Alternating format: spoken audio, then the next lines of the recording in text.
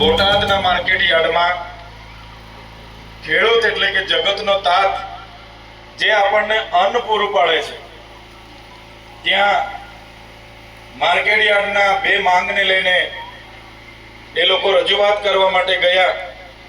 એક બાજુ સરકારે જાહેરાત કરી કે સરકાર ટેકાના ભાવ 1622 રૂપિયા કપાસ એક મણના કપાસના આપશે અને 1200-1250 રૂપિયા વેપારીઓ આપીને જ્યારે લૂંટ કરતા હોય એ જ પ્રકારે મગફળી મકાઈ જેવી બાબતોની રજૂઆત કરવા માટે જ્યારે ખેડૂતો માર્કેટ યાર્ડમાં ભેગા થયા અને ચેરમેનને ખાલી બે માંગણી કરી, ત્યારે આ બે માંગણીનું નિવારણ લાવવાની જગ્યાએ, એનું સમાધાન કરવાની જગ્યાએ ખેડૂત આગેવાન રાજુ કરપડાને પણ ધરપકડ કરી લેવામાં આવી।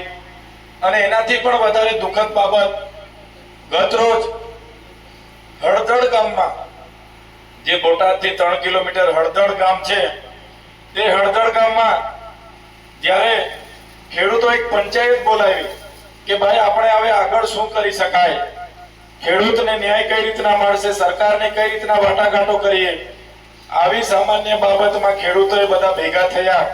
ત્યારે એ હળદળ ગામને પોલીસ દ્વારા, ભાજપ સરકારના ઇશારે પોલીસ દ્વારા આખું ગામ ઘેરી લીધું અને ઘેરી લીધા બાદ ખેડૂતો પર લાઠીચાર્જ કરવામાં આવ્યો। ખેડૂતો જગતના તાતને મારવામાં આવ્યા। કેટલાક ખેડૂતો નાસભાગમાં ઘરોમાં ઘૂસી ગયા તો ઘરોના દરવાજા તોડી નાખવામાં આવ્યા અને ખેંચીને ત્યાં મા બહેનો હતી એમને પણ ડરાવવામાં આવીને ખેડૂતો સાથે જે અત્યાચાર થયો છે, જેનો અમે સખત વિરોધ કરીએ છીએ અને આજના દિવસને કાળો દિવસ મનાવીએ છીએ। અંગ્રેજોના શાસનમાં પણ આટલી બધી તાનાશાહી નહોતી। 30 વર્ષના આ ભાજપના શાસનમાં જગતનો તાત એ માત્ર ન્યાય માંગે છે, એને કોઈ અંગત સ્વાર્થ નથી। આખું વર્ષ ખેતીમાં મહેનત કરે છે, પરસેવો પાડે છે, મોંઘવારીને દિવસે ને દિવસે મોંઘવારી વધે છે, એના પાકનો ભાવ નથી મળતો, એ ન્યાય પણ આ ભાજપ સરકાર આપી નથી શકતી। 30 વર્ષની સરકાર, એના મંત્રીમંડળ, એમની સરકાર નિષ્ફળ ગઈ છે। ત્યારે કૃષિ મંત્રીએ રાજીનામું આપી દેવું જોઈએ અને જે ખેડૂતોને મારીને પોલીસ દ્વારા ડિટેન કરીને, ધરપકડ કરીને 250 જેટલા ખેડૂતોને પૂરી દેવામાં આવ્યા છે, એમને આજે પાણી પણ નથી આપવામાં આવતું, જમવાનું પણ નથી આપવામાં આવતું। એ ખેડૂતોના સમર્થનમાં અને સરકારના ઇશારે પોલીસે કરેલા અત્યાચારના વિરોધમાં આજના દિવસને અમે કાળો દિવસ તરીકે મનાવીએ છીએ। અને સાથે સાથે આવનારા દિવસોમાં આ પ્રકારના ખેડૂતો સાથે અન્યાય થશે તો આખા ગુજરાતના જેટલી પણ એપીએમસી માર્કેટ યાર્ડો છે એમાં ખેડૂતોને સાથે રાખીને ખૂબ મોટા આંદોલનો પણ થશે અને બોટાદના ખેડૂતો સાથે સમગ્ર ગુજરાતના ખેડૂતો છે, હળદળના જે પણ બનાવ બન્યો છે એ બનાવની વિરોધમાં એ લોકોને ન્યાય અપાવવા માટે આવનારા દિવસોમાં માનવ અધિકાર પંચમાં પણ અમે જઈશું।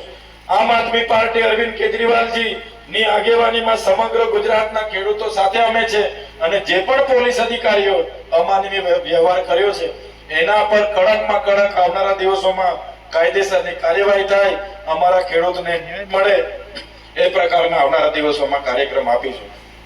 જય જવાન, જય જવાન, જય જવાન, જય જવાન, ધન્યવાદ।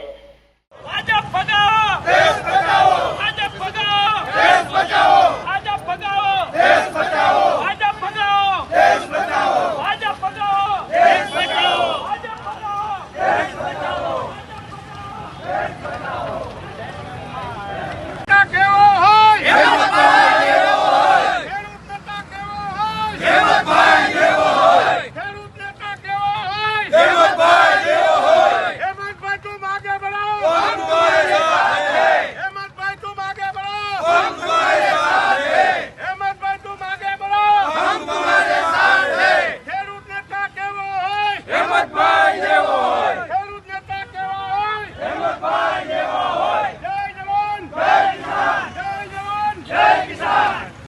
બોટાદમાં ખેડૂતો શાંતિપૂર્ણ રીતે કાર્યક્રમ કરી રહ્યા હતા, એના ઉપર ગુજરાત પોલીસ દ્વારા ગઈકાલે ટીયર ગેસના સેલ છોડવામાં આવ્યા, લાઠીચાર્જ કરવામાં આવ્યો અને હળદળ ગામને જાણે આતંકવાદીઓનું ગામ હોય એ રીતે ગામને કોર્ડન કરી લેવામાં આવ્યું અને પોલીસ છાવણીમાં ફેરવી નાખવામાં આવ્યું।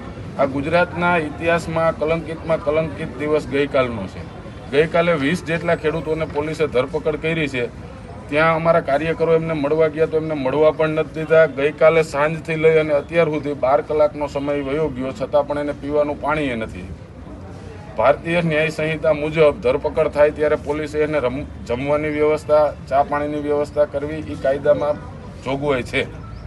અમારા કાર્યકરો એને પાણી આપવા, ચા આપવા જાય છે તો એને પણ આપવા નથી દેતા. એટલે ગઈકાલની ઘટનામાં પોલીસ જે બર્બરતાપૂર્વક ખેડૂતોની સામે આવી અને જાણે આતંકવાદી હોય એ રીતનું વર્તન કરી રહી છે, એમાં પણ સુધારો કરવામાં આવે.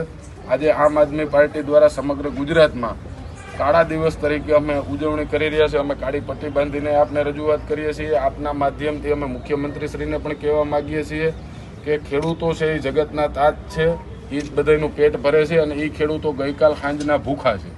એટલે એમના માટે ત્યાં તાત્કાલિક જમવાની અને વ્યવસ્થા કરવામાં આવે. એમને જે કાયદામાં જોગવાઈઓ છે એ મુજબનું જે એમને આપવાનું થતું હોય તમામ સુવિધાઓ એને લોકઅપની અંદર આપવામાં આવે. તમારી લાગણી ને માગણી અમે સરકાર સાથે તમારું આવેદનપત્ર પહોંચાડી દેજો, રાખી ન દેતા. બધા ફોટા લઈ